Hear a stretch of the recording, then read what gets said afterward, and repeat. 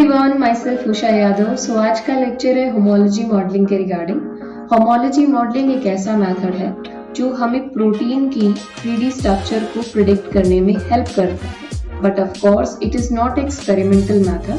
Homology modelling एक इन silico method है। इन silico method जिनको हम लोग कंप्यूटेशनली परफॉर्म करते हैं।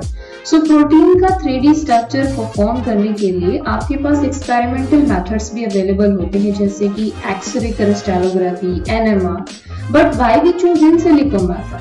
एक्चुअली होता क्या है कि जब हम लोग एक्सपेरिमेंटली किसी प्रोटीन का 3D स्ट्रक्चर प्रिडिक्ट करते हैं तो ये बहुत ज्यादा टाइम कंज्यूमिंग प्रोसेस होता है, जो बहुत ज्यादा टाइम कंज्यूम कर लेता है ऑफ कोर्स, जिस वजह से जो हमें रिसर्चेस एक्सपेरिमेंट्स परफॉर्म करने होते हैं वो हमारे अगेन बहुत ज्यादा टाइम कंज्यूमिंग हो जाते हैं। सो ऐसी कंडीशन के अंदर हम लोग इन सिलिको मेथड को यूज करके प्रोटीन का स्ट्रक्चर प्रेडिक्शन करते हैं। ठीक है, उनमें से एक मेथड है हमारा होमोलॉजी मॉडलिंग, क्योंकि प्रोटीन हमें पता है ये वो बायोलॉजिकल मॉलिक्यूल्स होते हैं जिनका स्ट्रक्चर, ये बायोमॉलिक्यूल्स हैं और जिनका स्ट्रक्चर जानना बहुत जरूरी हो जाता है क्योंकि ये बहुत ही डायनेमिक इन नेचर होते हैं। नेचुरल एनवायरनमेंट में, बायोलॉजिकल एनवायरनमेंट में किस तरीके से बिहेव करते हैं, इनकी फंक्शनिंग को प्रॉपर वे में समझने के लिए हमें इनका एक 3D स्ट्रक्चर चाहिए होता है और उसके लिए हम लोग होमोलॉजी मॉडलिंग को यूज करते हैं। ठीक है, सो होमोलॉजी मॉडलिंग में बेसिकली हमारे पास रो सीक्वेंसेस होती हैं।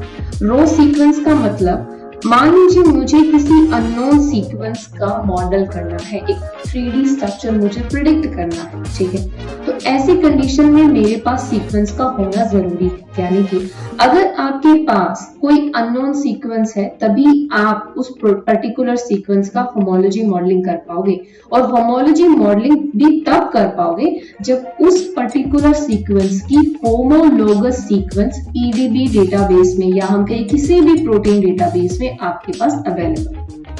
इन शॉर्ट अगर मैं कहूँ तो जैसे मैं कहती हूँ कि सबसे पहले आपको कोई भी प्रोसेस अगर पढ़ना है तो आप उस मतलब को समझिए। होमोलॉजी मॉडलिंग के मतलब को अगर हम समझे तो होमोलॉजी मॉडलिंग सिंपली खुद ही डिफाइन कर रहा है कि एक्चुअली ये किस प्रिंसिपल के ऊपर बेस्ड है। देखिए, होमोलॉजी मॉडलिंग, होमोलॉजी का मतलब सिंपली है कि हम इसमें जो सीक्वेंस यूज करने वाले हैं एज अ टेम्पलेट वो होमोलोगस सीक्वेंस होगी। आपने ये टर्म हमेशा सुना होगा कि होमोलोगस सीक्वेंसेस होती हैं, होमोलोगस स्ट्रक्चर होती हैं। होमोलोगस सीक्वेंसेस या स्ट्रक्चर वो सीक्वेंस होती हैं जो आपकी एंसेस्ट्री से हम शेयर करते हैं, या इन शॉर्ट हम कहें जिनके साथ कुछ सिमिलैरिटी हमारी होती है। ठीक है, सिमिलैरिटी जो शो करती है। ठीक है, तो जो सीक्वेंस सिमिलर है, जिनके साथ आपका अननोन सीक्वेंस सिमिलैरिटी शो करता है, उस पर्टिकुलर सीक्वेंस की होमोलोगस को हम लोग यूज करेंगे एज अ टेम्पलेट, और उस टेम्पलेट को यूज करने के बाद हम लोग मॉडलिंग करते हैं, यानी कि एक 3D स्ट्रक्चर को प्रिडिक्ट करते हैं। सो सिंपली कह सकते हैं होमोलॉजी मॉडलिंग एक ऐसा मेथड होता है जो एक टाइप का इन सिलिको मेथड है, जिसकी हेल्प से हम किसी भी रो सीक्वेंस का, हमारे पास एक प्रोटीन रो सीक्वेंस होगा, उस पर्टिकुलर अननोन सीक्वेंस का हम लोग 3D मॉडल कर सकते हैं। लेकिन उसके लिए हमारे पास क्या होना जरूरी है? कुछ होमोलोगस सीक्वेंस होना जरूरी है। सो इसका मैकेनिज्म हम समझते हैं कि होमोलॉजी मॉडलिंग एक्चुअली कंडक्ट कैसे होता है। ठीक है, तो जैसे हमने कहा होमोलॉजी मॉडलिंग, जिसको हम लोग कंपैरेटिव मॉडलिंग भी कहते हैं। रीजन, कंपैरेटिव मॉडलिंग इसीलिए कहा जाता है क्योंकि इसमें हम पहले सीक्वेंस को अलाइन करते हैं। जैसे कि मान लीजिए मेरे पास कोई प्रोटीन का अननोन सीक्वेंस है, मैंने माना मेरे पास अननोन सीक्वेंस कुछ इस तरीके से था, MKTAYI। मान लीजिए ये मेरे पास कोई अननोन प्रोटीन का सीक्वेंस है ना। अब मेरे पास जो अननोन प्रोटीन का सीक्वेंस है, इसका सिर्फ मेरे पास सीक्वेंस है और मुझे इसका एक मॉडल बिल्डअप करना है। तो सबसे पहले मैं इस सीक्वेंस को अलाइन करके देखूंगी PDB डेटाबेस के अंदर जो ऑलरेडी अवेलेबल सीक्वेंसेस हैं उनके साथ मैं इनका अलाइनमेंट करूंगी। अलाइनमेंट का सिंपली मतलब ये होता है कि हम लोग सिमिलैरिटी सर्च करते हैं। तो मान लीजिए मुझे PDB डेटाबेस में सर्च करने के बाद मुझे जो सीक्वेंस मिली है वो कुछ इस तरीके से है।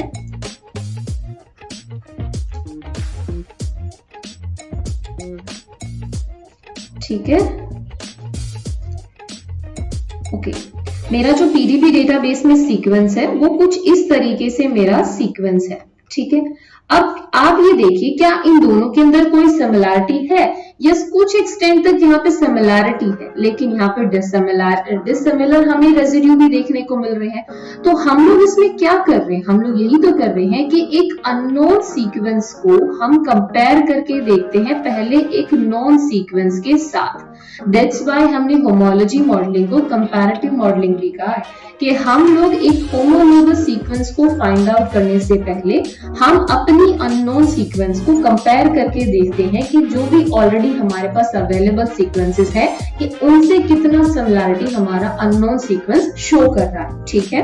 दैट्स व्हाई हम इसे कंपैरेटिव मॉडलिंग कहेंगे। सो आज की डेट में सबसे रिलायबल और वेल एस्टेब्लिश्ड कंप्यूटेशनल अप्रोच है हमारी, जिसकी हेल्प से हम एक 3D स्ट्रक्चर को प्रिडिक्ट कर सकते हैं। रीजन यही है क्योंकि होमोलॉजी मॉडलिंग की हेल्प से हम लोग बेटर वे में आपकी 3D स्ट्रक्चर को प्रिडिक्ट कर सकते हैं, जो एग्जैक्ट आपको एक्सपेरिमेंटल डेटा वाला स्ट्रक्चर तो नहीं देता, लेकिन वो सिमिलर स्ट्रक्चर हमें देता है कि उसकी मोस्ट ऑफ द प्रॉपर्टी जो है उस पर्टिकुलर प्रोटीन की, वो हम अपने होमोलॉजी मॉडल्ड स्ट्रक्चर से आइडेंटिफाई कर पाते हैं, ठीक है।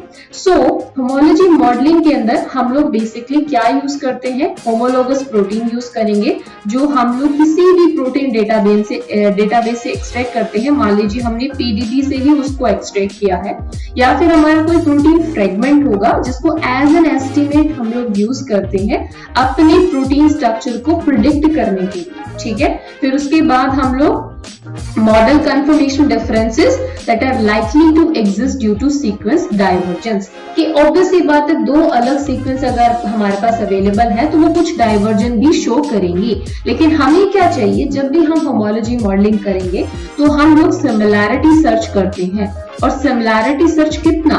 मोर देन 40% हमारा सिमिलैरिटी सर्च होना चाहिए। अगर दो सीक्वेंस हमारी मोर देन 40% सिमिलैरिटी शो करती है तो उस पर्टिकुलर सीक्वेंस को हम लोग एज अ टेम्पलेट यूज कर सकते हैं अपनी अननोन सीक्वेंस की स्ट्रक्चर को प्रिडिक्ट करने के लिए। इस चीज को आप सिंपली ऐसे समझ सकते हो कि मान लीजिए मैंने कोई पौधा देखा, मैंने कोई प्लांट देखा अपनी विसिनिटी में, लेकिन मुझे नहीं पता वो प्लांट कैसा है, तो सिंपली मैं उसके फीचर्स को अपने नोन प्लांट से कंपेयर करके देखती हूँ कि हाँ ये मेरा प्लांट कुछ उस तरीके का विजिबल है, यानी कि इसके फीचर मेरे उस नोन प्लांट से मिल रहे हैं। तो ऑफ कोर्स मैं उसको कंपेयर करके देखूंगी कि यस, हो सकता है कि ये प्लांट भी मेरा उसी तरीके का प्लांट होगा, ठीक है। तो इस तरीके से हम लोग होमोलॉजी मॉडलिंग में पहले एक होमोलोगस सीक्वेंस को आइडेंटिफाई करते हैं और उसी के ऊपर डिपेंडेंट हमारा एक मॉडल बनता है, ठीक है, राइट। सो यहाँ पर जो भी हमारा रिजल्टेंट स्ट्रक्चर निकलेगा उसका हम लोग क्वालिटी वैलिडेशन करते हैं। हम लोग चेक करते हैं कि हमारी टारगेट सीक्वेंस की जितने भी फिजियोकेमिकल प्रॉपर्टीज हैं वो प्रिडिक्ट हो रही है, नहीं हो रही है, क्या वो मॉडल उन सभी क्वालिटीज को रिप्रेजेंट कर रहा है या नहीं। और इसी पर्पस के लिए हम लोग रिफाइनमेंट भी करते हैं कि हमारे जो भी स्ट्रक्चर हमें मिलेगा उसका हम लोग रिफाइनमेंट करेंगे जब तक हमें एक ऑप्टिमल स्ट्रक्चर नहीं मिल जाता, राइट। ओके, अब देखिए सिंपल सी बात है कि जो भी क्वालिटी वैलिडेशन के बाद हमें स्ट्रक्चर मिलेगा उस स्ट्रक्चर को हम लोग कहाँ यूज कर सकते हैं। उस स्ट्रक्चर को हम लोग आगे फर्दर डॉकिंग के लिए यूज कर सकते हैं। उस पर्टिकुलर स्ट्रक्चर को हम लोग प्रोटीन इंटरेक्शन की स्टडी के लिए यूज कर सकते हैं, है ना। तो अभी हम समझते हैं कि होमोलॉजी मॉडलिंग किस तरीके से कंडक्ट करी जा सकती है, ठीक है।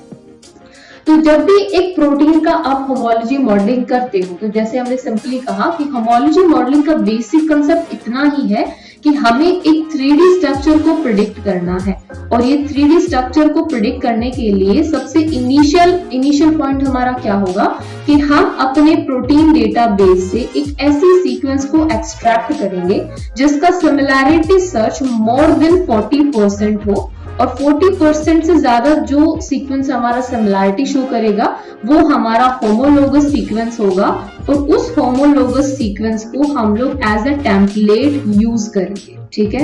एज अ टेम्पलेट का सिंपल मतलब इतना है कि उस अननोन स्ट्रक्चर का स्ट्रक्चर प्रिडिक्ट करने के लिए यहाँ से हम लोग रेजिड्यू का स्ट्रक्चर निकालेंगे। जैसे कि मान लीजिए 40% सिमिलैरिटी ये स्ट्रक्चर इस पर्टिकुलर सीक्वेंस के साथ शो कर रहा है, तो हम लोग ये मान सकते हैं कि कुछ इस तरीके का स्ट्रक्चर ही हमारे अननोन स्ट्रक्चर का होगा, है ना। तो इसीलिए हम लोग एक होमोलोगस सीक्वेंस को एब्स्ट्रैक्ट करेंगे। कैसे करेंगे? By the help of sequence alignment. हम सीक्वेंस अलाइन करेंगे। सीक्वेंस अलाइनमेंट के बाद हमें देखने को मिलेगा कितने हमारे रेजिड्यू सिमिलैरिटी शो कर रहे हैं। उस पर्टिकुलर पार्ट को जो हमारे रेजिड्यू सिमिलैरिटी शो कर रहे हैं उनके बिहाफ पर ही हम लोग अपने मॉडल का बैकबोन प्रिडिक्ट करते हैं। बैकबोन प्रिडिक्शन के बाद हम उसमें साइड चेन एडिशन करेंगे, फिर हम अपने फाइनल मॉडल का रिफाइनमेंट करते हैं, ठीक है। तो इन शॉर्ट अगर हम कहें, जब भी हम होमोलॉजी मॉडलिंग को परफॉर्म करेंगे हमारे पास मेजरली 6 स्टेप का एक प्रोसेस होता है।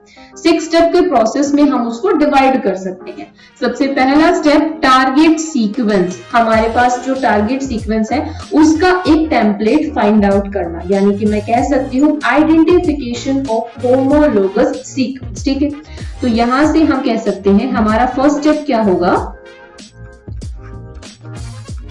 Identification of homologous sequence. अब ये आइडेंटिफिकेशन हम कैसे करेंगे? इस आइडेंटिफिकेशन के लिए हम लोग अलाइनमेंट करेंगे। हम सिंपली पीडीबी डेटाबेस में जितने भी हमारी नोन सीक्वेंसेस प्रेजेंट है उनके साथ अपने टारगेट सीक्वेंस को अलाइन करेंगे। अलाइन करने के बाद हमारे पास पीडीबी सर्च में वहां पे कुछ डेटा आएगा, कुछ सीक्वेंसेस आएंगी उनके सिमिलैरिटी स्कोर के साथ, और उस सिमिलैरिटी स्कोर में से एक हम लोग सीक्वेंस को सिलेक्ट कर लेते हैं। और क्राइटेरिया हमने क्या कहा? 40% से ज्यादा उसका सिमिलैरिटी सर्च होना चाहिए, ठीक है। तो मान लीजिए मेरे पास एक सीक्वेंस आ गई है और ये सीक्वेंस मुझे कैसे मिली है? इस सीक्वेंस के लिए मैंने सिंपली क्या किया? इस सीक्वेंस के लिए मैंने ब्लास्ट परफॉर्म किया, या ब्लास्ट के बाद मैं यहाँ पे साई ब्लास्ट भी परफॉर्म कर सकती हूँ। और साई ब्लास्ट के अलावा मैं सिंपली प्रोटीन थ्रेडिंग से भी अपने होमोलोगस सीक्वेंस को आइडेंटिफाई कर सकती हूँ। यानी कि मेरे पास होमोलोगस सीक्वेंस को आइडेंटिफाई करने के लिए अलग अलग मेथड है। ब्लास्ट के अंदर आपको पता है कि अलग अलग तरीके से ब्लास्ट परफॉर्म होता है। तो जब भी हम एक होमोलोगस सीक्वेंस को आइडेंटिफाई करेंगे हम प्रोटीन ब्लास्ट के लिए जाएंगे, ठीक है। प्रोटीन ब्लास्ट परफॉर्म किया, प्रोटीन ब्लास्ट के बाद हमें अपनी होमोलोगस सीक्वेंस मिल गई। तो सेकंड मेरा स्टेप क्या होगा कि फर्स्ट मेरा हो गया टारगेट सीक्वेंस है, उस टारगेट सीक्वेंस के साथ मैंने ब्लास्ट परफॉर्म किया पीडीबी डेटाबेस में और मुझे एक टेम्पलेट मिल गया। तो मैंने टेम्पलेट को रिकॉग्नाइज किया।